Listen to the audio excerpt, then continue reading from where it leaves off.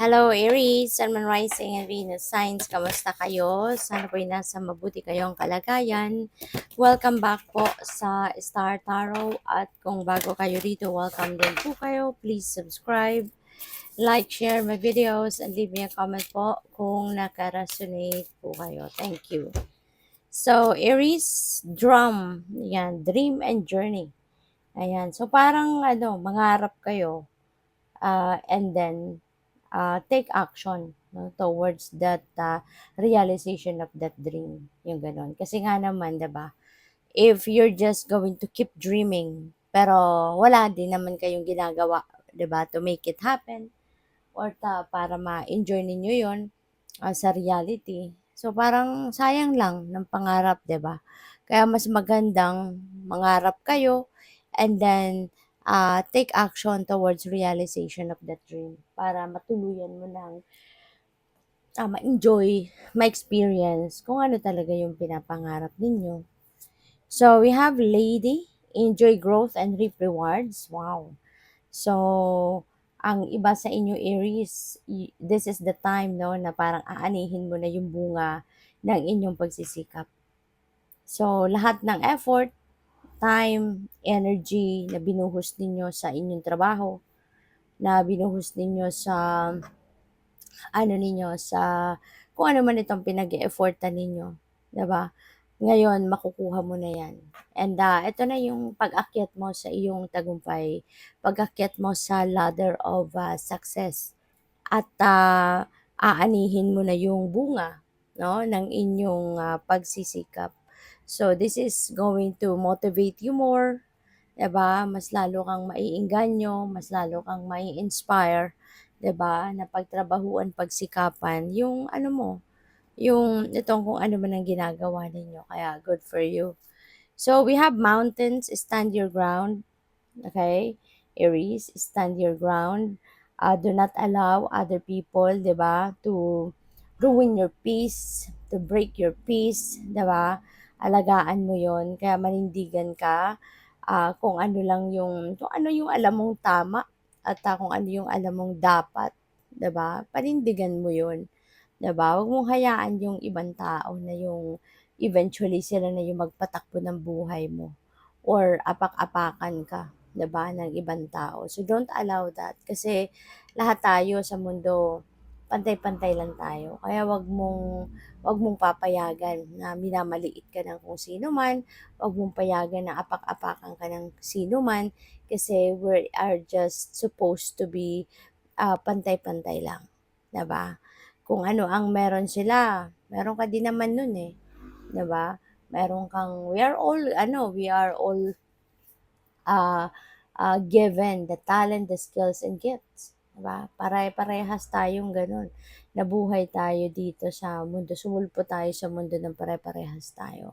Kaya walang nanlalamang dapat sa atin. Walang nag-iisip ng ganun dapat. No? So, by the way, maraming salamat no, for subscribing. And if you haven't subscribed yet, subscribe na kayo. And also, maraming salamat din for not skipping the ads. Malaking bagay yan sa akin. And also, please click the join button sa baba ng video kung gusto ninyo na mag-join kayo sa membership. Okay? Salamat po. So we have be a beacon. Wow, be an inspiration. Light the way for others. So ito yung inyong mission sa ngayon. Aries, this is your mission in life at this time na ikaw yung para magsisilbing liwanag sa maraming tao. You could be their guide, 'di ba? Maaring ikaw ay isang spiritual guide, pwedeng ikaw ay isang teacher, pwedeng ikaw ay isang mentor, teacher, mga ganon, na ikaw yung pwedeng masasandalan ng mga taong ito. Ikaw yung maaaring pwedeng pwedeng sandalan ng mga tao, ikaw yung pwedeng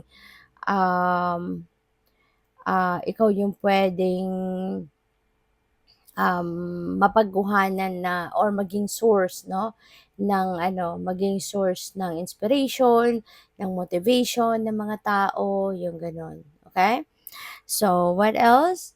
We have caring community, participate and belong, and enrich your life. Ayan, so napakaganda, 'di ba?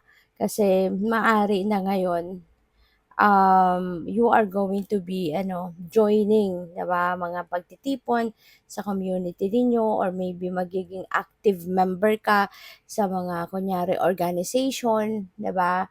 Kasama mo yung mga tao sa paligid mo, komunidad sa yung komunidad ninyo. Maaaring you are going to be member of those ano, community orgs, 'di ba? At marami ka din naman diyan matutunan, 'di ba, sa pakikipagkapwa-tao mo, sa pakikipagtrabaho sa kanila, 'di ba, you are going to learn a lot of different things as well. Kaya that's good. We have entered the magic. Ayan, so live in the now, seize the moment.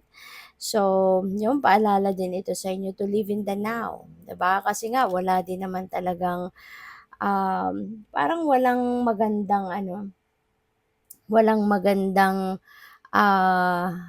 resulta or may dulot pa sa buhay ninyo kung patuloy kayong mabubuhay sa nakaraan or masyado naman kayong mag spend ng maraming oras para sa future. Kasi hindi naman natin alam kung anong paparating. We don't know exactly what is in store for us, 'di ba, in the near future. Kaya mas maganda talaga, practical, na tayo ay magfo-focus sa ngayon. Whatever is happening right now, whatever is unfolding sa buhay natin sa ngayon, yun ang dapat nating asikasuhin, yun ang dapat nating pagkaabalahan. So we have the refreshing oasis. Ayan, nurture yourself, Aries. Nurture yourself and gather your strength. Okay? Kailangan, ano, naalagaan mo yung inyong sarili. Focus, no? Naalagaan mo ang inyong sarili and focus on nurturing yourself. 'Di ba? Bumawi ka sa pagod, sa stress na na-accumulate ninyo. It's about time na para tulungan mo ang katawan mong maka-recover from that, no? At nurture yourself, hindi po pwedeng nag-aalaga ka ng mga tao, nag-aalaga ka sa ibang tao pero yung sarili mo hindi mo maalagaan, 'di ba? So you really need to get the strength back sa katawan mo para mas magiging productive ka pa, para mas magiging marami ka pang puwedeng gawin, marami ka pang tao na puwedeng matulungan, yung gano'n. Kaya you need to ano, to nurture yourself. You need to take care of yourself. Feed yourself, matulog ng maayos, matulog ng kumpleto, magpahinga ka naman, yung gano'n, okay? Kasi hindi po puwede 'no, na mauubusan ka ng lakas.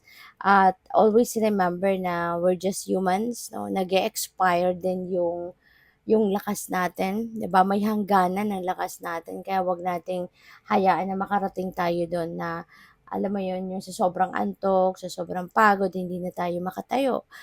Pupuwede naman nating maiwasan yun kaya as much as possible iwasan natin yun and attend to your personal needs as well while you are helping other people, while you are serving other people, while you are taking care of other people. Dapat isasama mo din yung pag-aalaga sa inyong sarili mismo. Okay? Good luck sa'yo. Thank you for watching. Love and light. Namaste.